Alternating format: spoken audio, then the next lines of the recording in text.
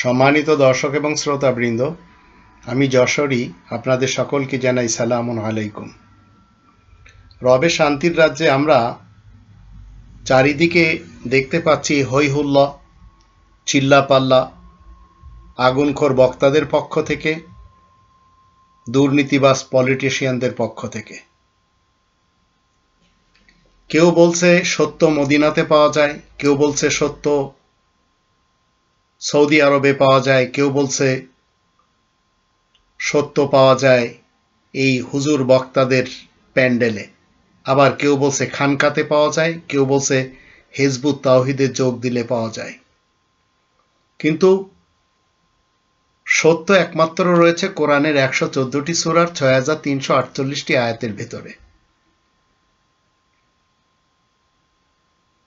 28 নম্বর সূরা আল কসাসের 85 নম্বর আয়াতে আল্লাহ বলেন, ইন্নাল্লাযী ফারাদা আলাইকাল কোরআন, সেই সত্তা তোমার উপরে কোরআনকে ফরজ করেছেন।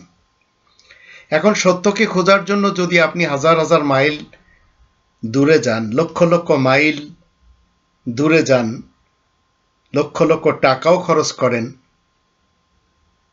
কেউ বাংলাদেশ থেকে বাগদাদে যাচ্ছে সত্য খোঁজার জন্য, কেউ ফ্রান্স থেকে আসছে লালন শাহের মাজারে সত্য খোঁজার জন্য, আবার কেউ পুরা বিশ্ব ভ্রমণ করে বেড়াচ্ছেন সত্য খোঁজার জন্য। তো আল্লাহকে এবং রাসূলকে খোঁজার জন্য, ইসলামকে খোঁজার জন্য মক্কাতে কিংবা মদিনাতে যাওয়া হচ্ছে, মানুষেরা যাচ্ছে। কখনো আমরা কি 8 নম্বর সূরা আল আনফালের 24 নম্বর আয়াত নিয়ে এবং 3 নম্বর সূরা আল ইমরানের 101 নম্বর আয়াত নিয়ে গবেষণা করেছি, যেখানে আল্লাহ আমাদের ওয়ালামু আন্নাল্লাহা ইয়াহুলু বাইনাল মারই ওয়া কলবি, আল্লাহ প্রত্যেকটি মানুষের কলবে রয়েছেন। আবার ওয়াফিকুম রাসূলু, আল্লাহ তাআলার রাসূলও রয়েছেন হৃদয়ের ভিতরে। তো যারা ইসলাম শেখার জন্য ঢাকা টঙ্গীতে মানুষকে নিয়ে আসছেন অথবা অন্যান্য দেশে পাঠাচ্ছেন, তারা মূলত সবাই ব্যবসায়ী, তারা সবাই ধর্মের লোক, ইসলামের না। আর এই ব্যবসাতে লাভবান হচ্ছে কোরআনের শত্রুদের। কেউ গাড়ির ব্যবসা করে চলেছে, কেউ বিমানের ব্যবসা করে চলেছে, কেউ আবার পানির বাহনের ব্যবসা করে চলেছে। তো এই ধর্মের লোকদেরকে ঘর থেকে বের করে, নিজের এলাকার মসজিদ থেকে বের করে কখনো নিয়ে যাওয়া হচ্ছে চরমোনাইতে, কখনো টঙ্গীর বিশ্ব ইজতেমার মাঠে, আবার কখনো সিলেটের মাজারে বা অন্যান্য মাজারে। মূলত কোরআনের ইসলাম আমাদেরকে শিখতে দিচ্ছে না ঘরে বসে। আর ঘর থেকে নারীদেরকে বেরই করে নিয়েছে হুসাইন মোহাম্মদ সেলিম, হিজবুত তাওহীদের জামানার ইমাম। কোরআনের 14 নম্বর সূরা ইব্রাহিমের প্রথম আয়াত থেকে আমরা জানতে পারি আল্লাহ এই কিতাব নাজিল করেছেন অন্ধকার মতবাদ থেকে আলোর মতবাদের দিকে আনার জন্য।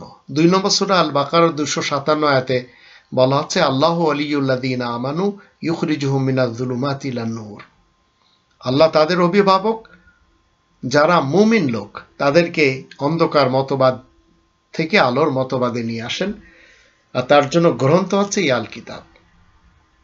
তো নবী রাসূলদেরকে খোঁজার জন্য কাউকে যেতে হচ্ছে মদিনায়, আবার কাউকে যেতে হচ্ছে ভারতের গুরুদাসপুর জেলার কাদিয়ানে, আবার কেউ চলছেন ইসরায়েলে। মূলত 14 নম্বর সূরা ইব্রাহিমের 4 নম্বর আয়াতে, ওমা আরসালনা মির রাসূলিন ইল্লা বিলিসানি কওমি লিয়ুবাইয়িনা লাহুম, আল্লাহ রাসূল হিসেবে যাকে পাঠাচ্ছেন তাকে তার জাতির ভাষায় পাঠাচ্ছেন কোরআন বুঝিয়ে দেবার জন্য। তো আপনার ভাষা বাংলা, আপনার বাংলা ভাষার রাসূল আপনি খুঁজছেন না, আপনি হিন্দি ভাষার এবং পাঞ্জাবি ভাষার একজন ব্যক্তিকে নবী বানিয়ে নিচ্ছেন, আরবি ভাষার একজনকে নবী বানিয়ে নিচ্ছেন। তো মানুষকে পথভ্রষ্ট করার জন্য ধর্মজীবী আগুনখোর বক্তারা সাধারণ মানুষদেরকে মসজিদুল হারাম থেকে দূরে সরিয়ে নিয়ে যাচ্ছে। কেউ কেউ ইতিহাসে দেখাচ্ছে যে অমুক ব্যক্তি হীরা গুহাতে যেয়ে নবী হয়েছেন, অমুক ব্যক্তি আজমিরে শুয়ে সবাইকে দিচ্ছেন, অমুক বাগদাদে, অমুক লাহোরে দাতা দরবার, আবার বাংলাদেশের কেল্লা শাহর মাজারে, কাবুল শাহর মাজার, রাহাত আলী শাহের মাজার, গনি শাহের মাজার, খান জাহান আলীর মাজার, এমনকি মাইজ ভান্ডারের দরবারে নিয়ে যাচ্ছে। অথচ হিদায়াতের গ্রন্থ গ্রন্থ হচ্ছে রবের লিখিত কিতাব এবং হিদায়াতের মার্কাস মসজিদুল হারাম। প্রমাণ 2 নম্বর সূরা আল বাকারা 2 নম্বর আয়াত, 3 নম্বর সূরা আল ইমরানের 96 নম্বর আয়াত, 2 নম্বর সূরা আল বাকারার 185 নম্বর আয়াত, 17 নম্বর সূরা বানী ইসরাইলের 9 নম্বর আয়াত। এটি হিদায়াতের গ্রন্থ আর মসজিদুল হারাম জাহানবাসীদেরকে হুদাল্লিল আলামিন গাইড করে। তো আগুনখোর পীর এবং বক্তারা ব্যক্তি, সমাজ ও জাতিকে মূর্খ বানানোর জন্য একমাত্র হাতিয়ার হিসেবে তৈরি করে নিয়েছে তাদের বানানো মন গড়া ধর্ম। আর ধর্মের নেশা যাকে পেয়েছে, স্রষ্টাকে বন্দি করে মাতাল উন্মাদ সে ধর্মের নামে গোড়ামি। কিছু স্বার্থবাদী ধর্মগুরু, পীর, পুরোহিত, আলেম, উলামা, শায়েকদের মন গড়া রীতি রেওয়াজকে, কৃষ্টি কালচার অনুষ্ঠানকে এবং লোভের মোহে বিভেদ বিচ্ছেদ, কলহ, বাহেস, মোনাজারা, বিতর্ক তাদের নিত্য সঙ্গী হয়ে গেছে।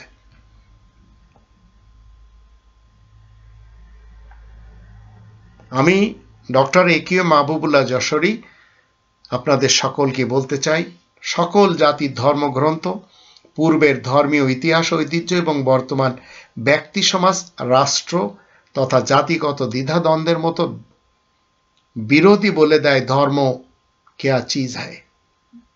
নিজে বাঁচার খবর নেয় অথচ অন্যকে বাঁচাতে যায়। অথচ কথা ছিল নিজে বাঁচো তারপর বাঁচাও তোমার আহাল অর্থাৎ নিকট আত্মীয়দেরকে। এখন এই কথাগুলি একটু চিন্তা করে দেখুন, নিজের বিবেককে প্রশ্ন করুন, এগুলি কি ভণ্ডামি নয়? এবার আসুন একে একে আমি আপনাদেরকে এই ভণ্ডদের, কোরআন বিরোধী লোকদের মুখোশগুলি আপনাদের সামনে একটু তুলে ধরি। দুইজন ব্যক্তি সাজানো একটি নাটক, হিন্দুস্তানের একজন, আমেরিকার একজন, তারা দুজন মিলে কোরআনে গ্রামারের ভুল ধরাধরি নিয়ে কথা হচ্ছে। দুইজন কোরআন জানে না, দুইজন কোরআন পড়েওনি, দুইজন কোরআনের ভাষাও জানে না, এমনকি প্রচলিত আরবি ভাষাও জানে না। কিন্তু হাজার হাজার মাইল দূরে একত্রিত হয়ে একটি বিশাল নাটকের মাধ্যম দিয়ে এইভাবে রাতোরাত ফেমাস হচ্ছে আল্লাহ তাআলার ইসলামী দুনিয়ায়।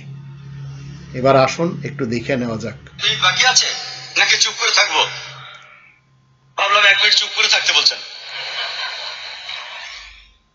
ডক্টর উইলিয়াম ক্যাম্বেল বললেন, যীশু খ্রিস্ট বাইবেলের অনেক জায়গায় উল্লেখ করেছেন যে তিনি ঈশ্বর। আপনারা আমার ভিডিও ক্যাসেট দেখতে পারেন, concept of God in major religions, সেখানে সব রেফারেন্সের উত্তর পাবেন। এখানে শুধু রেফারেন্স গুলো বলছি যে তিনি উদ্ধৃতি দিয়েছেন আমি আর আমার বাবা এক। এটা আছে জনের 10 নম্বর অধ্যায় 30 অনুচ্ছেদে।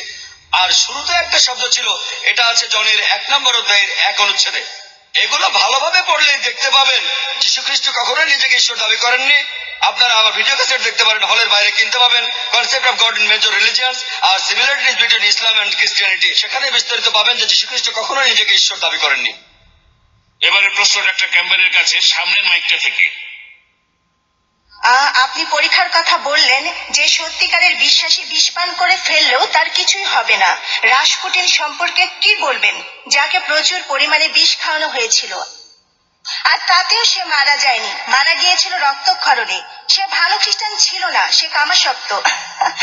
এটার কি ব্যাখ্যা দেবেন? শুধুমাত্র ভালো খ্রিস্টানই বিষ পান করে বেঁচে থাকবেন? এটার কি ব্যাখ্যা দেবেন? আমার মনে হয় না এটার কোনো ব্যাখ্যা করতে হবে। রাসপুটিন খ্রিস্টান ছিল না, তাই তার কি হয়েছিল সেটার সাথে বাইবেলের কথাগুলোর কোনো সম্পর্ক নেই। আমি আগেও বলেছি, যিশু ঈশ্বর আপনাদের বলেননি যে সবাই লাইনে দাঁড়াও। এখানে উইলিয়াম ক্যাম্বেলের উত্তরে আমরা জানলাম, যখন বিপদে পড়ে তখন নিজেদের লোকদেরকেও ভুলে যায় এবং বলে তো আমাদের লোক না। আবার সেই লোকটি কোরআনের গ্রামার নিয়ে প্রশ্ন করছে। আর আমি এখানে যতটুকু বুঝতে পারি রচনাটা আছে সেটা গ্রিক ভাষায়, আর ওল্ড টেস্টামেন্টের মূল হিব্রু রচনাটা পাওয়া যায় না। এটা কি আপনারা জানেন? ওল্ড টেস্টামেন্ট তরল বায়বীয়, অর্থাৎ প্রশ্নের উত্তরটা দিই। সামনের মাইকটা ডক্টর উইলিয়াম ক্যাম্বেলের জন্য। আর পেছনের মাইকটা ডক্টর জাকির নায়েকের জন্য। আপনারা কি ডক্টর জাকিরকে প্রশ্ন করতে চান? হ্যাঁ, আপনারা ডক্টর ক্যাম্পবেলকে প্রশ্ন করবেন। ঠিক, মনে হচ্ছে শ্রোতারা নিজেরাই ঠিক করে নিয়েছেন, আমাদের কথা না শুনে নিজেরাই ঠিক করে নিয়েছেন। হলরুমে প্রচন্ড ভিড়, তাই আমরাও মেনে নিলাম। তাহলে এর পরের প্রশ্ন ডক্টর ক্যাম্পবেলের উদ্দেশ্যে। ধন্যবাদ। হ্যাঁ ভাই। আসসালামু আলাইকুম। আলহামদুলিল্লাহ, প্রথম বলি সমস্ত প্রশংসা আল্লাহর, সমস্ত প্রশংসা এই মানুষ জাতির এক সৃষ্টিকর্তার। আজকের আলোচনা অনুষ্ঠানটা খুব আকর্ষণীয় ছিল। এই আলোচনায় আমরা সবাই এখানে উপস্থিত সব খ্রিস্টান মুসলমান দর্শক শ্রোতাই বেশ উপকৃত হয়েছি, সবারই উপকার হয়েছে। আর আমরা এখানে আজ এসেছি, এখানে আমাদের অনেক ভাই বোনই এসেছে। প্রশ্ন করেন, প্রশ্ন। আচ্ছা বিসমিল্লাহ। আচ্ছা, আল্লাহ নামে কোনো বলছি। মন্তব্য করবেন না। আমার প্রশ্নটা হলো, আচ্ছা আজকে যে আলোচনা অনুষ্ঠানে আমরা এসেছি এতে সবারই উপকার হবে, আর তাই আমি ডক্টর ক্যাম্পবেলকে প্রশ্ন করছি, আর তার পাশাপাশি আর আপনার সঙ্গীদেরও প্রশ্ন করছি, আজকের এই আলোচনায় কোনো পরিবর্তন কি এসেছে? আপনার চোখ কি এতে খুলেছে, বা অন্তত পক্ষে ইসলাম ধর্ম সম্পর্কে? এই আলোচনা আপনারা এই ভিডিওটি দেখেছেন। এখানে উইলিয়াম ক্যাম্পবেল সে ডাক্তার জাকির নায়েককে জিজ্ঞেস করেছিলেন কোরআনের গ্রামারে ভুল আছে, আর জাকির নায়েক সেগুলির উত্তর দেওয়ার চেষ্টা করেছিলেন। আর এই ডিবেটটাই এদের দুজনকে পুরা ওয়ার্ল্ডে ফেমাস করে দেওয়া হয়েছিল রাতারাত্রি। যদিও সেই জাকির নায়েক এখন ভারতে থাকতে পারেন না, আবার সৌদি আরবের নাগরিকত্ব নিয়েও সেখানেও থাকতে পারেননি, মালয়েশিয়াতে এখন ছোট্ট একটা জায়গাতে জীবন কাটাচ্ছেন। তো এই যে সাজানো নাটক, এই নাটকটি অনেকেই বুঝেছেন, আবার অনেকেই কি বলে নিন্দাবাদ জানিয়েছেন। আর সেখানে এই কোরআনের গ্রামার নিয়ে, দুজনই কোরআনের আরবি পড়তে জানেন না, দুজনে কোরআনের আরবি ভাষাও জানেন না, আরবদের আরবি ভাষাও জানেন না, একজনের মাতৃভাষা হিন্দি আর একজনের মাতৃভাষা ইংলিশ, তারা কিনা ডিবেট করে রাতারাত্রি বিশ্বে নাম করেছিলেন। তো এইভাবে ধর্মের নামে অনেকে এসেছে, আবার অনেকে স্রোতে ভেসেও গেছে। এবার আসুন আমরা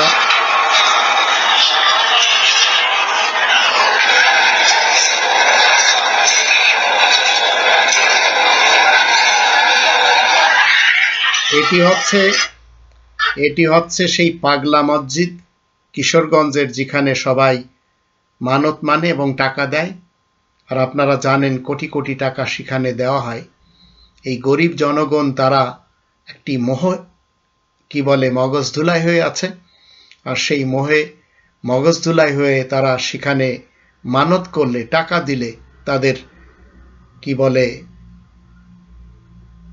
আশা নাকি পুরা হয়। এগুলি সব ধর্মের জালে যারা আবদ্ধ হয়ে গেছে, দ্বীন ইসলাম ছেড়ে যারা এই সব মতবাদ মেনে নিয়েছে, তাদের ভিতরে আমরা দেখতে পাই। এবার আসুন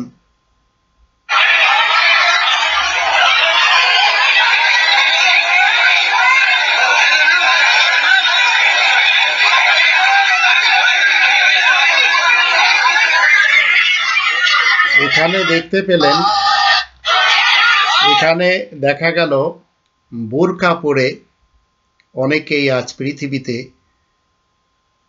এমন কিছু কর্মকাণ্ড করছেন যেগুলি চোরেরা, যেগুলি ছেঁচড়ারা, যেগুলি শয়তান এবং ইবলিসরা করে, তারাও করে চলেছেন। এবং মারামারিতে এরা যখন ধরা খায় তখন আবার এই মারামারি করে।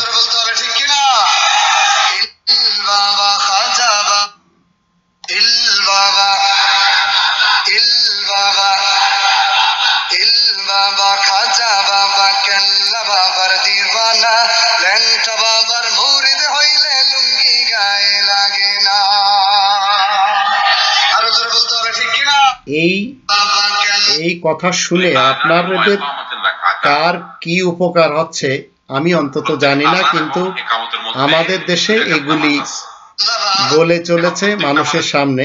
এবার আসুন মাগরিবের আজানের পরে 2 রাকাত সুন্নত নিয়ে আমাদের সেই বুড়ো শায়েখ আহমদুল্লাহ, যার বাংলা অর্থ হচ্ছে আহমদ হচ্ছেন আল্লাহ, উনি কি বলছেন আসুন একটু দেখে নিই। কিন্তু মাগরিবে কি হবে? মাগরিবের আজানের পর 2 রাকাত নামাজ পড়া যাবে কিনা? মাগরিবের আজানের পর একামতের আগে 2 রাকাত নামাজ আছে কিনা? একটা হাদিস আমরা জানি, নবী সাল্লাল্লাহু আলাইহি ওয়াসাল্লাম বলেছেন, বাইনা কুল্লি আযানিন ওয়া ইকামাতিন রাকাতান, প্রত্যেক আজান এবং ইকামতের মধ্যে 2 রাকাত নামাজ আছে। এখন প্রত্যেক নামাজে এখন এই যে একটি মিথ্যাচার, কি হবে? মাগরিবের আজানের পরে আপনাকে ডুবার পর আজান হয়, 2 রাকাত নামাজ পড়ার জন্য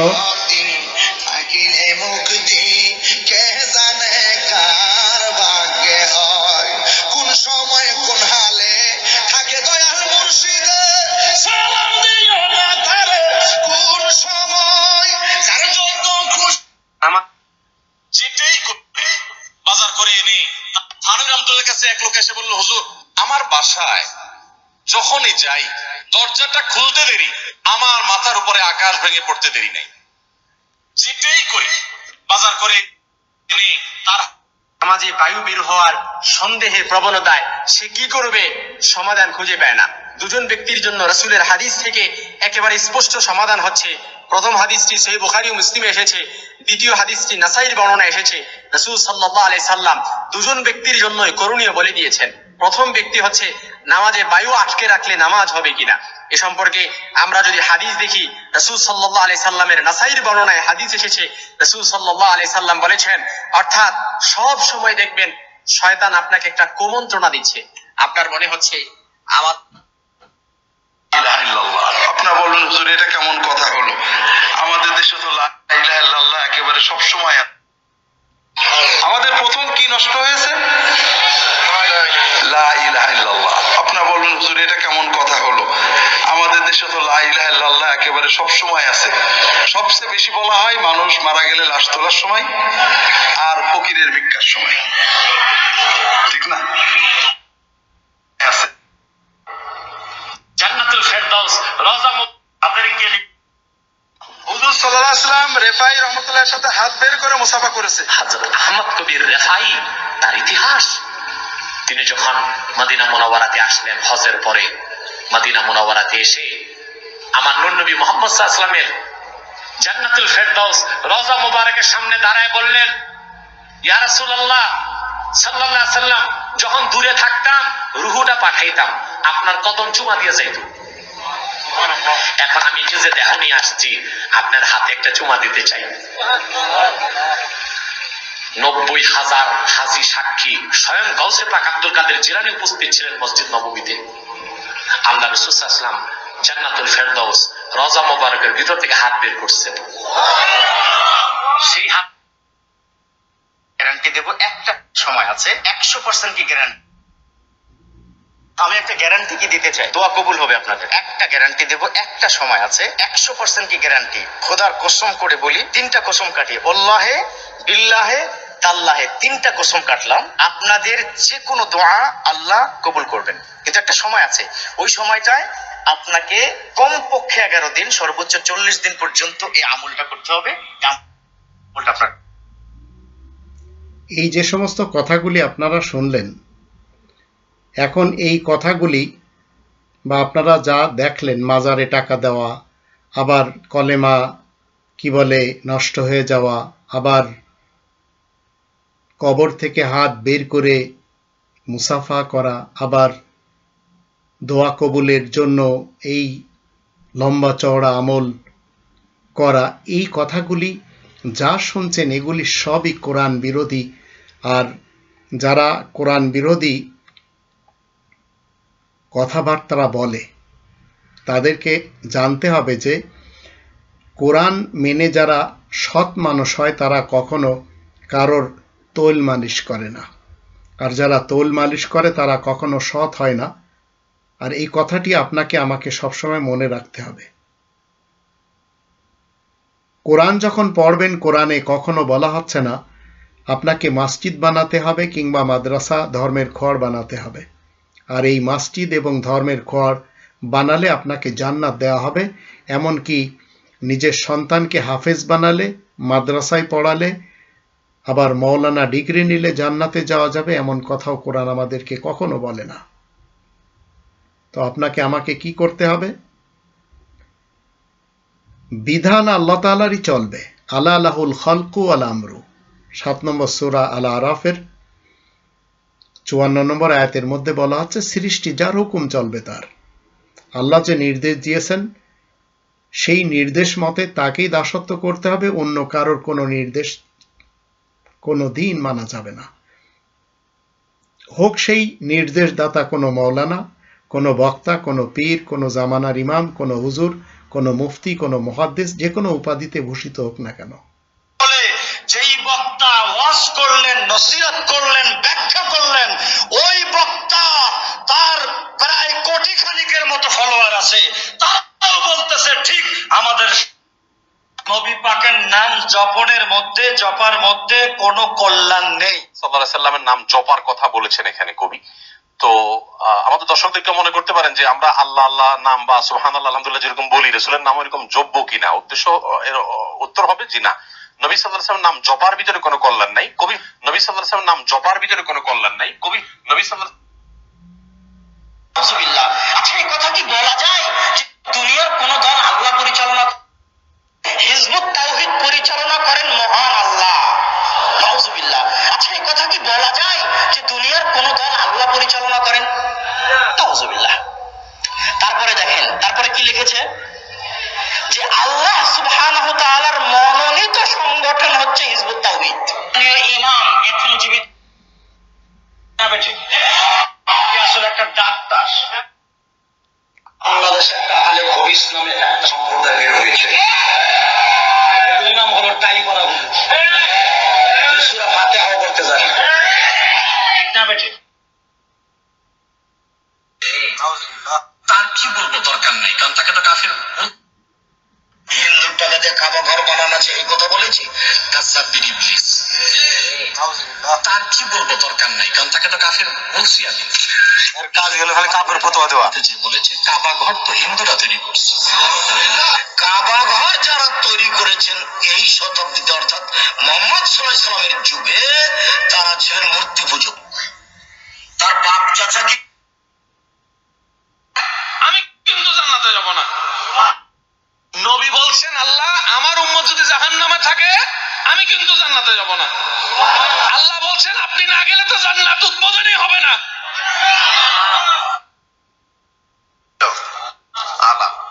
আমি নিজ আনাস বলছেন 2464 নম্বর হাদিস বুখারী, আনাস বলছেন আমি আবু তালহার বাড়িতে মদ পরিবেশন করছি, মদ, তখন মদ হালাল ছিল। কি ছিল? হালাল। যদি কোনো রাস্তা না থাকে তাহলে সে নাকি হস্তমৈথুন করতে পারে। হালাল ভাবে যৌন চাহিদা মিটাবার যদি কোনো রাস্তা না থাকে তাহলে সে নাকি হস্তমৈথুন করতে পারবে। আওয়াজ তোলে নাউজুবিল্লাহ। এত বড় নোংরা কথা, কোরআন হাদিস বিরোধী কথা সে কিভাবে বলতে পারলো? আমি যারা শায়েখ না, এই যে পাঁচটা মাধ্যমে তাহাই আমরা জানবো।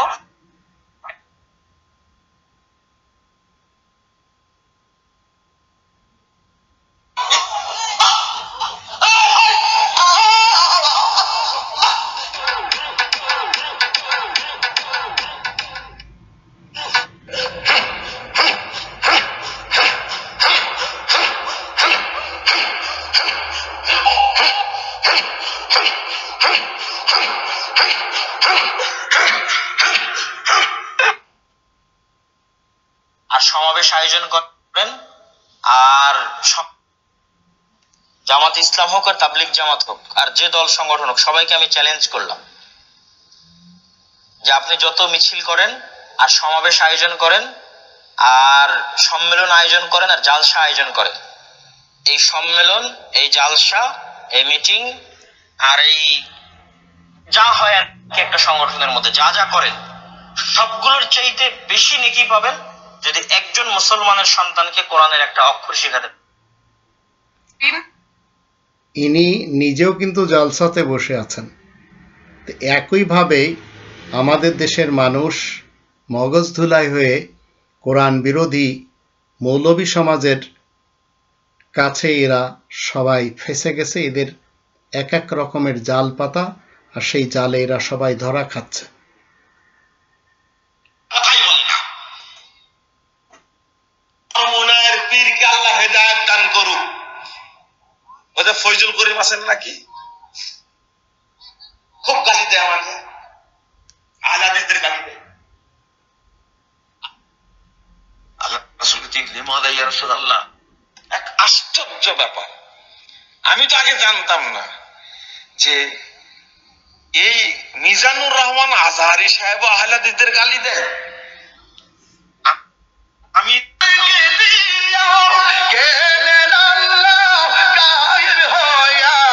আল্লাহর দনেরা সুলকে দিয়া গেলেন আল্লাহ গায়েব হইয়া রাসূলের ধন খাজা পাইয়া। আল্লাহর নামে কিছুক্ষণ জিকির চালায়, এরপরে এমন এমন মানুষের নাম নিয়ে জিকির করে যেটা প্রকাশ্য শিরক। তার কথাগুলো কোরআনে কারিমে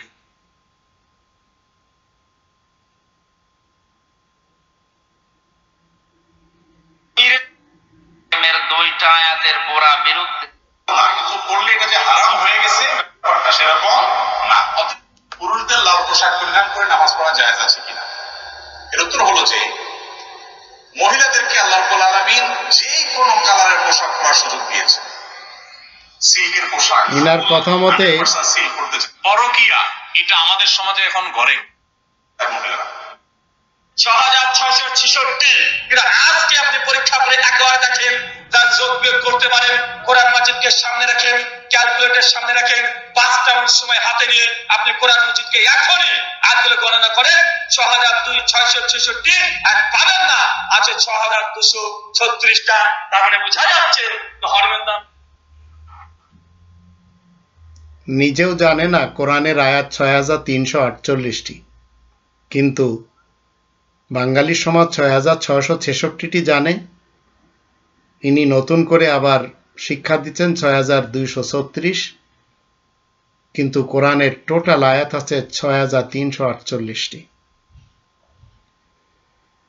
এইভাবে হুজুরদের যখন আমরা দেখি যে তারা বিরুদ্ধে গেলে মানুষ যেদিন থেকে শুরু, আমি কিছুদিন পর থেকে সব বক্তা 22 বছর ধরে ওয়াজ করি, 19 বছর আমি প্রধান অতিথি। সুবহানাল্লাহ। ফেসবুকের ভাইরাল হওয়া, ইউটিউবের ভাইরাল হওয়া, এটা কোনো সফলতা হতে পারে না। কারণ সিনায় যদি কোরআনের ইলম থাকে,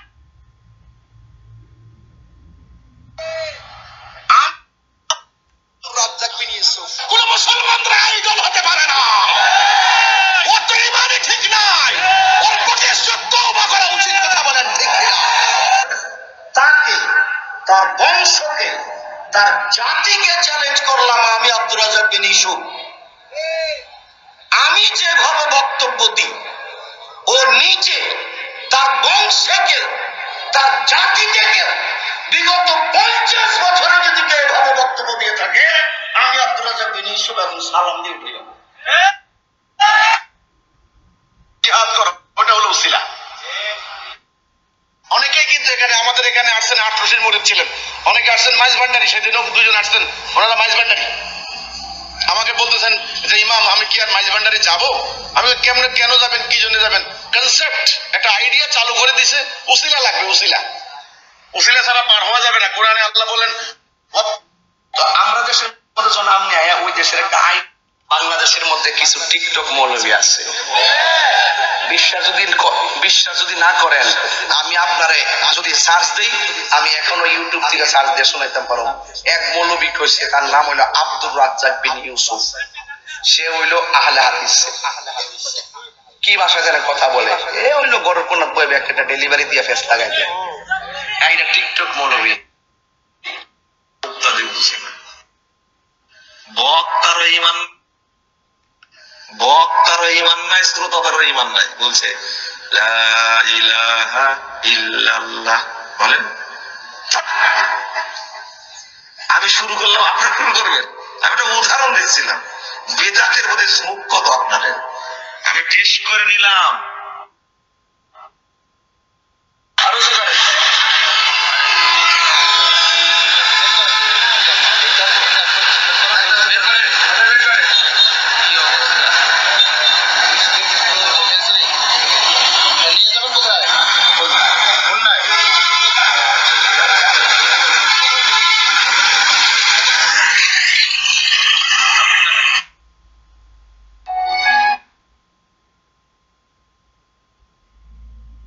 দেশের পরিস্থিতি এই ধর্মের দিক থেকে।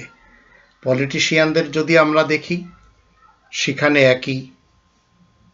একজন আরেকজনের বিরুদ্ধে ঘৃণা এবং হিংসা এত বেশি ছড়াচ্ছে যে আজ পার্শ্ববর্তী দেশ থেকে ৩৫ লক্ষ মানুষ আমাদের দেশে বিভিন্ন সেক্টরে কবজা জমিয়ে বসে আছে। আর নিজ দেশের লোকেরা মারামারি, কামড়াকামড়ি, ধর্মের নামে গালিগালাজ, আবার রাজনীতিবিদ বিএনপি মার্কা যারা রয়েছে মুসলমান, তারা বিএল মার্কা মুসলমানদের দেখতে পারে না, ওরা এদের দেখতে পারে না, এরা ওদের দেখতে পারে না, এইভাবে লেগে আছে। এমত অবস্থায় যদি আপনি আমি কোরআনের দিকে ফেরত না আসি, তাহলে আর কি সুযোগ আছে? আর একবার কি আমরা এই পৃথিবীতে আসব? তাই আসুন আমরা সবাই কোরআনের দিকে ফেরত এসে কোরআন মতে জীবন কাটাই এবং কোরআনের তাবলীগ করি।